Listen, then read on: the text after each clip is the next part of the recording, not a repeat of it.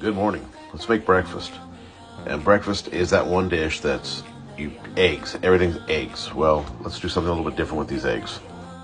We're gonna make some scrambled eggs, but I'm gonna add some curry powder, spicy curry powder to it. It's very simple.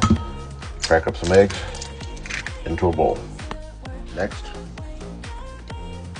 add I'm not even gonna measure that much.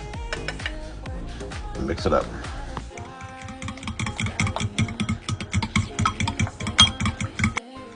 So you can get this curry powder at Asian markets. It's by S&B. It's one of the popular versions. There's several types. You can even use curry paste if you'd like. Next, heat up a pan. Add some butter. With the butter melted, add your eggs. Now with this, you can add your protein. You can add Spam, chicken, canned chicken. Make it simple. You can add vegetables, tomatoes, spinach, whatever you want. I'm going basic. So cook this on a medium to low heat and keep moving around so you don't burn it. The salt and pepper to taste.